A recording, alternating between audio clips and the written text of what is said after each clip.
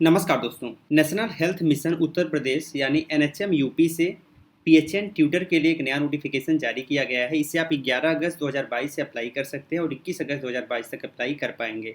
इसे अप्लाई करने के लिए किसी भी कैटेगरी के लिए किसी प्रकार की फ़ीस नहीं रखी गई है।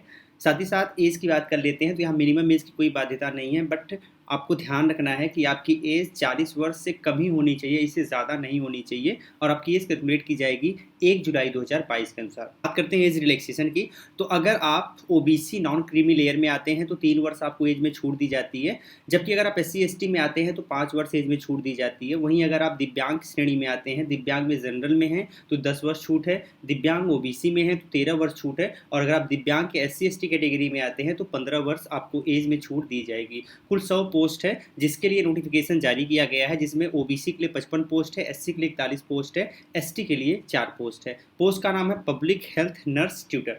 अब जानते हैं इसे अप्लाई करने के लिए क्या बेसिक एलिजिबिलिटी क्राइटेरिया निर्धारित की गई है, क्या एजुकेशनल क्वालिफिकेशन निर्धारित किया गया है। तो अगर आपने बीएससी नर्सिंग किया हुआ है या फिर पोस्ट बीएससी नर्सिंग किया हुआ है किसी रिकॉग्नाइज्ड इंस्टीट्यूशन से या फिर कॉलेज से, तो आप इसे अप्लाई कर सकते हो। साथ में आपके पास 3 वर्ष का minimum clinical experience in labour room setup या फिर एमसीएच वार्ड में होना चाहिए। इसके अलावा अगर आपने एमएससी नर्सिंग किया हुआ है 2 वर्ष का क्लिनिकल एक्सपीरियंस है तो भी आप इसे अप्लाई कर सकते हैं। साथ ही साथ आपको ध्यान रखना है कि आपका registration nurse and midwife from UP nurse and midwives council में होना चाहिए और आपके पास वैलिड सर्टिफिकेट होना चाहिए।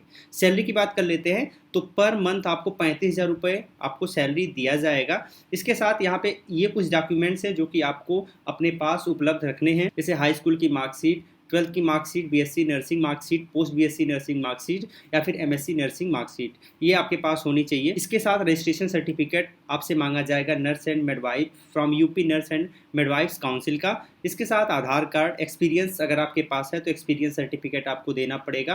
3 महीने का आपको बैंक स्टेटमेंट दिखाना पड़ेगा एज ए सैलरी प्रूफ। इसके अलावा कास्ट सर्टिफिकेट अगर आप एप्लीकेबल है तो आपको देना पड़ेगा। ईडब्ल्यूएस सर्टिफिकेट अगर आप एप्लीकेबल है तो आपको देना पड़ेगा।